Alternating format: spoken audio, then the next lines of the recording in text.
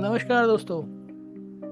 स्वागत है आप लोग का वेदांतम टीवी में। जैसा कि हम लोग जानते हैं दोस्तों, ग्रह, प्लैनेट्स, ये तो हमारी जिंदगी में असर डालते ही डालते हैं। लेकिन अक्सर लोगों को समस्या ये हो जाती है कि दशा अच्छी चल रही है मेरी।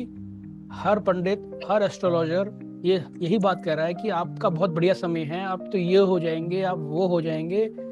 लेकिन ऐसा कुछ दिखता नहीं है अपने को, या दिखता है तो क्वांटिटी बड़ी कम है। तो या तो हमारा एस्ट्रोलॉजर थोड़ा सा कम जानकारी रखते हैं, या हमारा टाइम गलत हो सकता है, वो बात भी नहीं होती है। फिर भी ये क्यूरोसिटी बनी रहती है। तो हम इस एस्ट्रोलॉजर से उस एस्ट्रोलॉजर पे, इस पंडित से उस पंडित पे, इस साइट से उस साइट पे हम जाते रहते हैं। सबसे जरूरी चीज है जो दोस्तों, ज्योतिष में नक्षत्र। कोई भी ग्रह है, किसी भी राशि में बैठा है, किसी भी घर में बैठा है, वो किसी ना किसी नक्षत्र में जरूर होगा। तो जब आप देखते हैं कि आपका टाइम या वक्त या दशा बहुत अच्छी चल रही है, रिजल्ट नहीं आ रहे हैं, तो वहां पे हमने नक्षत्र चेक करना बहुत जरूरी होता है।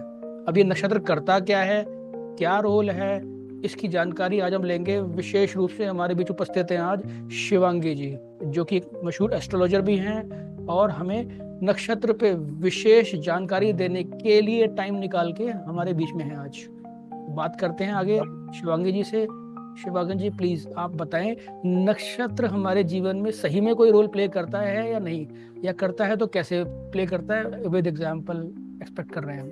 नमस्कार आप सभी लोगों को। और ये बिल्कुल सही कहा विश्वामित्र जी ने कि नक्षत्र का जो हमारे जीवन पर है वो बहुत ही गहरा प्रभाव होता है। और कोई भी जो हमारे 9 प्लैनेट, जो हमारे 9 ग्रह होते हैं, वो किसी ना किसी नक्षत्र में बैठे ही होते हैं हमारे जन्म पत्रिका में। और जो उनका एक डिटेलिंग होती है, हमें तब तक कभी भी अच्छे से नहीं मिल पाएगी यदि हमें उन्हें नक्षत्र की जानकारी ना हो कि वो नक्षत्र किस नक्षत्र में बैठे हैं, किस पद में बैठे हैं, वो नवांश में जाके किस पद में हो गए हैं।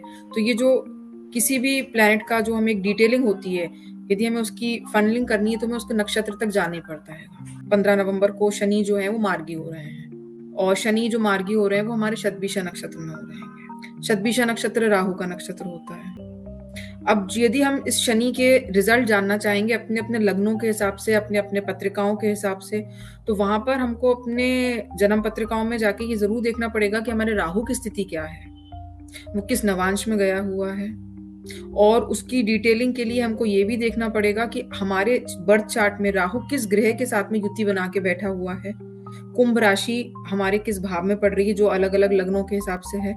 और वहां पे जाके हम शनि का सही जो है, जो प्रभाव पड़ेगा हमारे लग्नों के हिसाब से, उसका हम जो विश्लेषण है वो कर पाएंगे। ये जून से, जैसे हम सब पता है, जून 2024 से शनि जो है हमारे वक्री हुए थे और अब जाके ये मार्गी हो रहे हैं। तो वक्री में जब भी हमारी दिक्कतें बढ़ जाती हैं और जैसी मार्गी होता है तो हमारी कोई ना कोई जो जो हमें 5-6 महीने से जो भी दिक्कतें चल रही थी, उनको हम देखेंगे कहीं ना कहीं हमें दिक्कतें कम होंगी।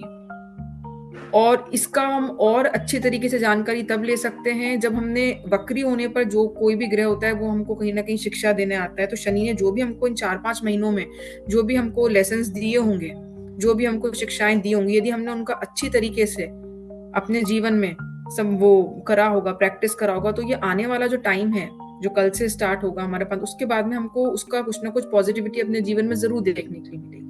और उसका यदि हमको एग्जैक्ट डिटेलिंग देखनी है तो हमको नक्षत्रों के हिसाब से ही उतरना पड़ता है। तो नक्षत्र जो है बहुत ही गहरा प्रभाव रखते हैं हम लोगों के जीवन पे।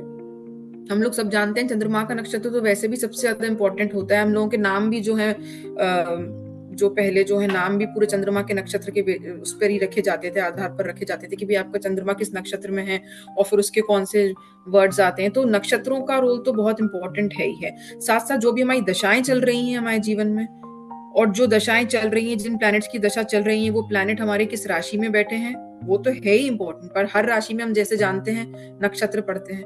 अब नक्षत्र के कौन से चरण में आपका वो प्लैनेट पड़ रहा है और वो किस नवांश में जाके उतरा है, उसका जो प्रभाव है, उसको यदि हम स्टडी करें तो हम एग्जैक्ट तरीके से अपनी दशा का क्या रिजल्ट आने वाला है, उसके कहीं ना कहीं हम बहुत आसपास पहुंच सकते हैं। ज्योतिष एक ऐसा विषय है जिसमें हम एग्जैक्ट जानकारी तो बहुत ही मुश्किल है, बट हम यदि बहुत करीब पहुंचना चाहें किसी भी चीज के, तो हम वो तभी पहुंच सकते हैं जब हमें नक्षत्रों की एक गहन तरीके से अध्ययन, और हम ये जान लें कि भाई हमारा जो प्लेनेट है वो किसके अनुसार किस नक्षत्र में बैठा हुआ है, और वो किस तरीके से।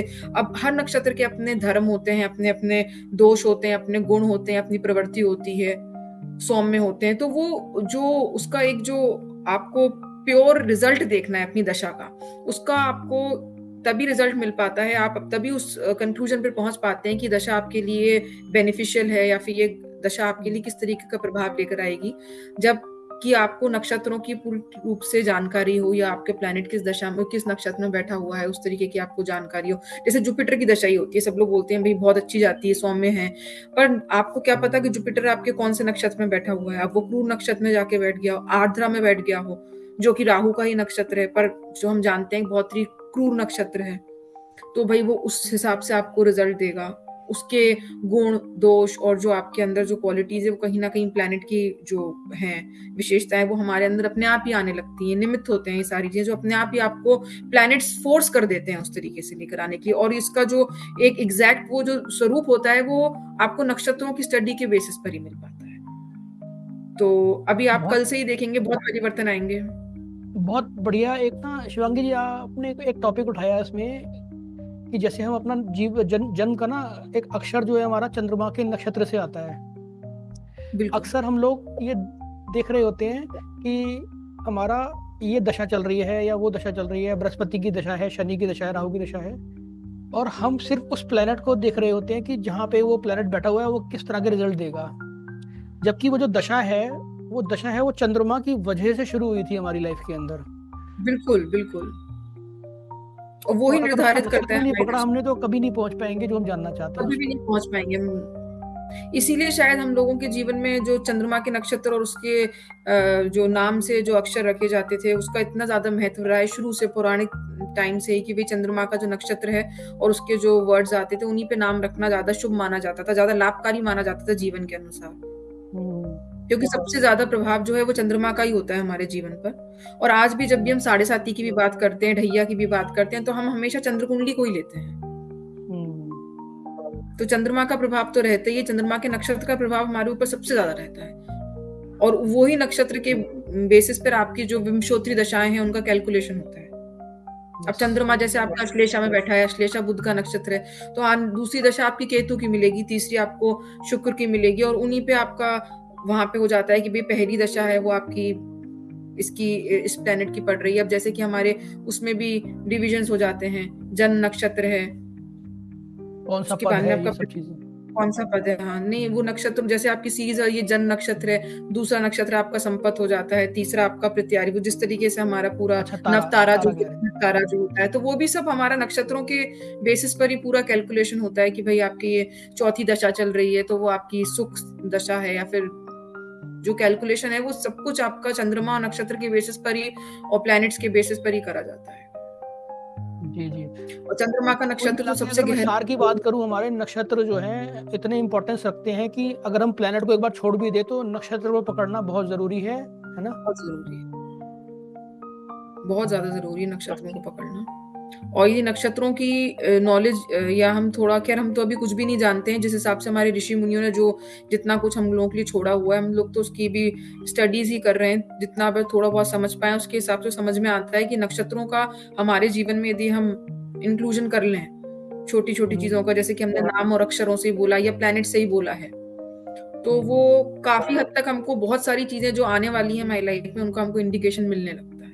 बहुत बढ़िया जानकारी रही शिवांगी जी, और हम तहे दिल से धन्यवाद करते हैं ताकि आपने आके इसमें चार चांद लगा दिए। नक्षत्रों की जो नॉलेज है अगर ये आगे जाएगी, लोग समझेंगे इसको, तो अपने जीवन में कुछ अच्छा देख पाएंगे, कर पाएंगे और इम्प्रूवमेंट ला पाएंगे जिसकी उन्हें विशेष इच्छा होती है। और दोस्तों, कल जुड़े से रहिए आप वेदांतम एस्ट्रो एंड टीवी के साथ, और आगे जो भी क्वेरीज हो आप डायरेक्ट मैसेज कर सकते हैं, कंसल्टेंसी कर सकते हैं, या हमारे फेसबुक और या फिर यूट्यूब वगैरह कहीं पे भी जाके हमको अप्रोच कर सकते हैं। जुड़े रहिए वेदांतम टीवी।